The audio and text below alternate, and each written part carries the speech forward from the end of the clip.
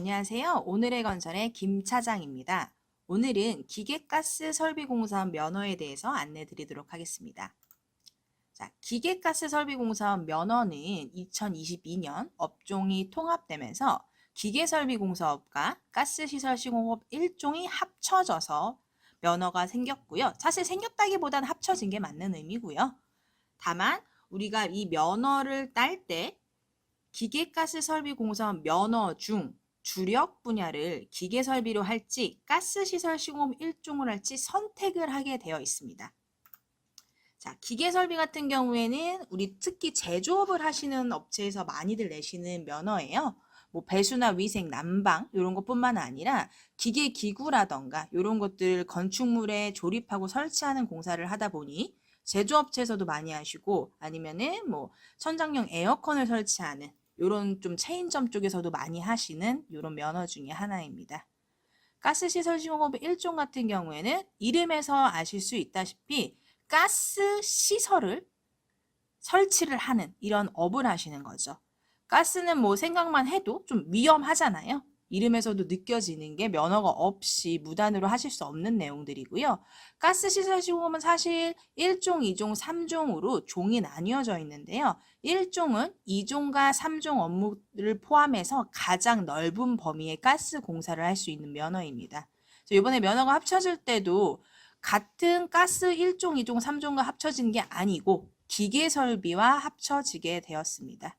그래서 우리가 면허를 딸 때 가스 1종을 딸 거다라고 하면 기계가스 설비 공사 업 중 주력 분야를 가스 1종으로 선택을 하시면 되고요.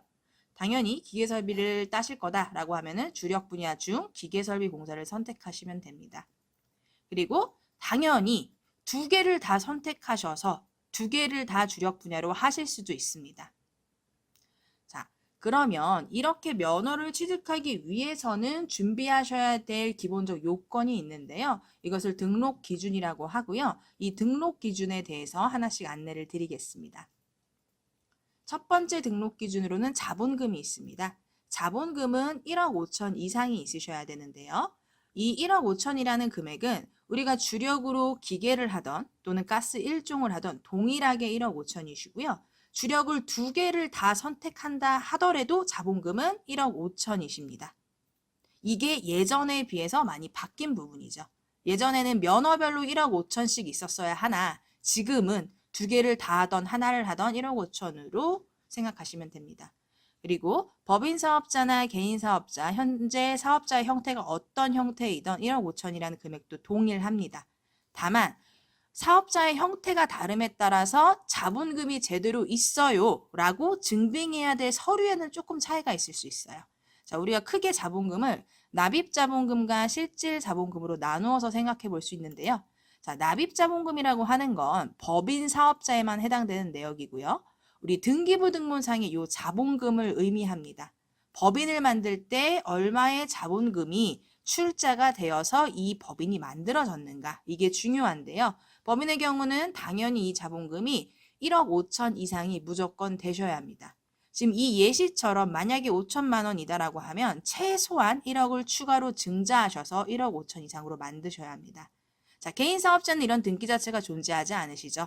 개인 사업자는 이 부분은 아예 신경 안 쓰셔도 됩니다. 자, 두 번째, 실질 자본금이 있습니다. 이 실질 자본금은 이름에서 느껴지다시피 실제로 존재하는, 실제로 우리가 이 사업을 하기 위해서 자본금이 유지되어 있는가를 보는 거고요.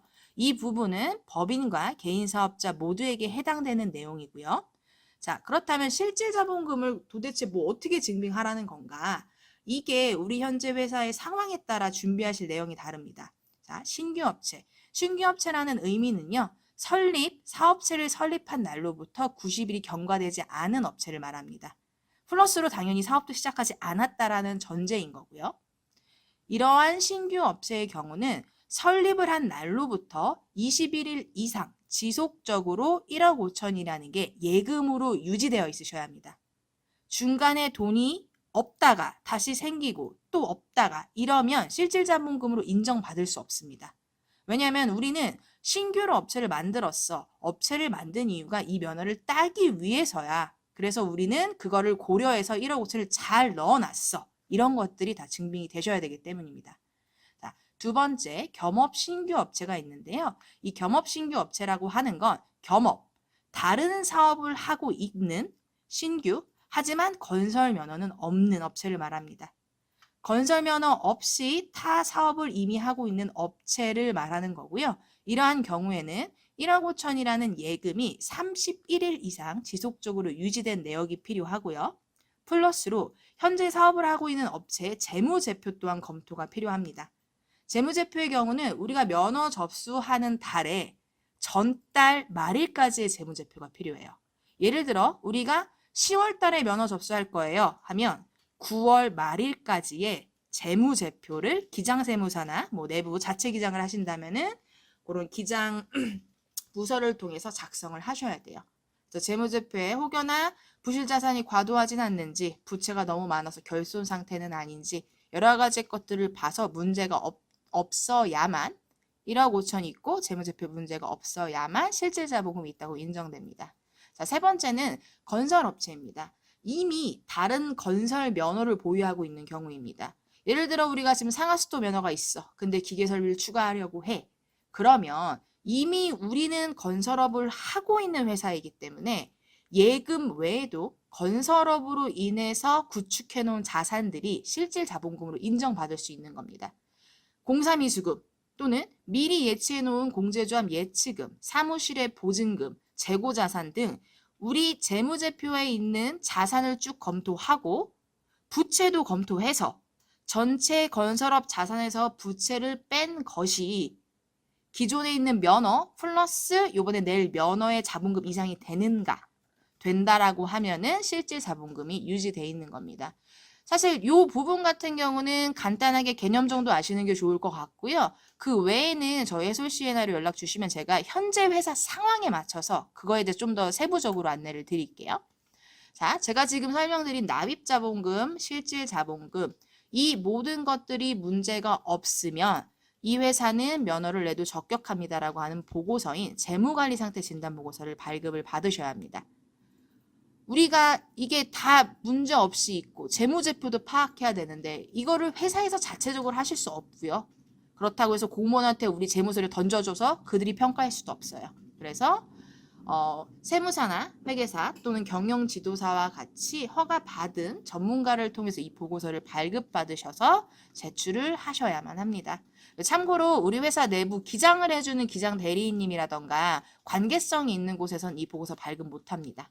왜냐하면 자기가 자기 거 평가하는 거니까 뭐 다 적격 이렇게 할 수 있기 때문에요. 관계성 없는 외부 업체를 통해 하셔야 된다는 거 꼭 기억해 주시고요.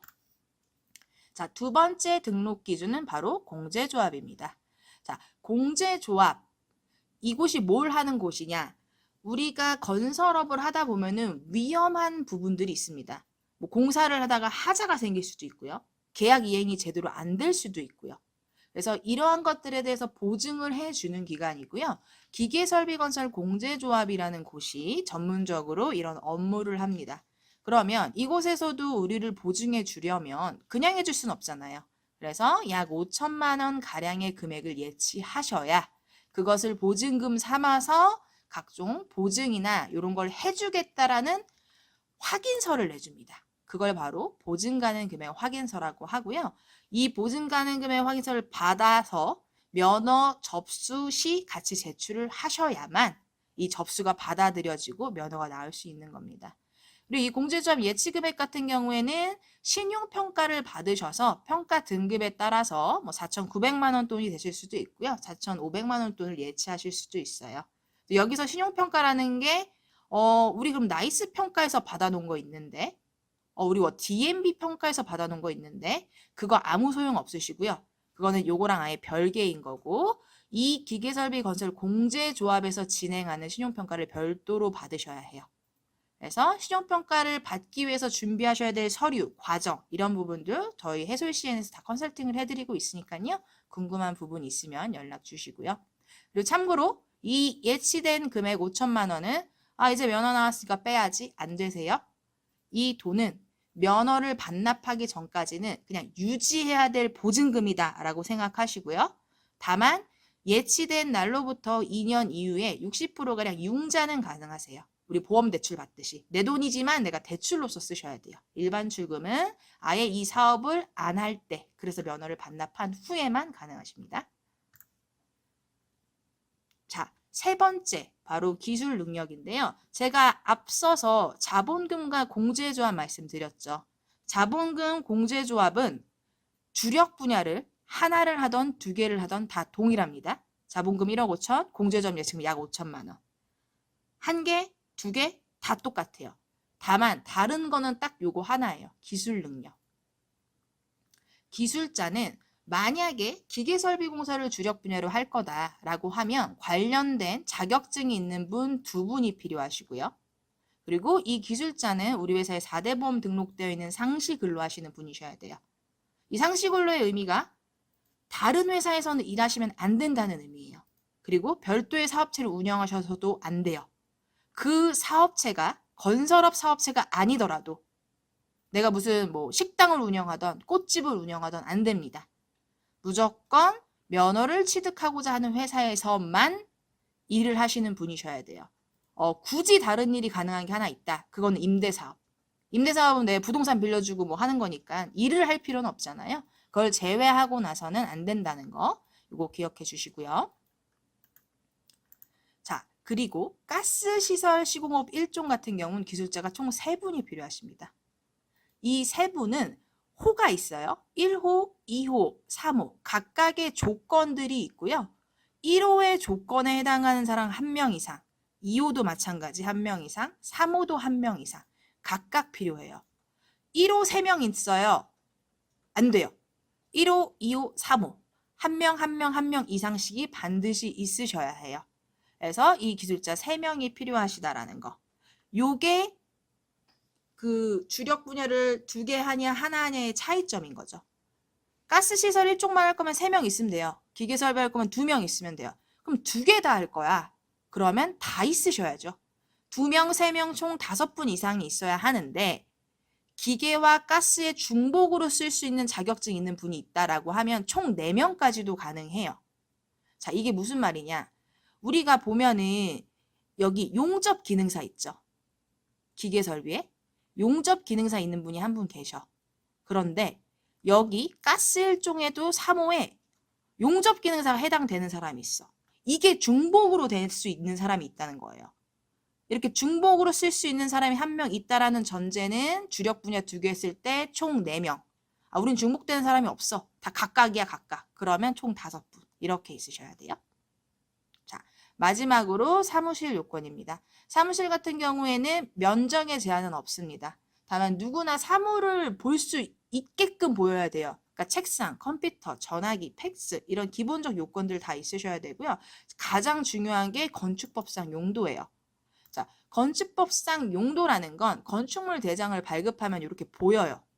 여기 용도가 뭐라고 써 있냐예요. 제2종 근린생활시설, 가로치고 사무소. 완벽해요. 근린생활시설 이것도 큰 문제될 일 없어요. 공동주택 무조건 안 돼요.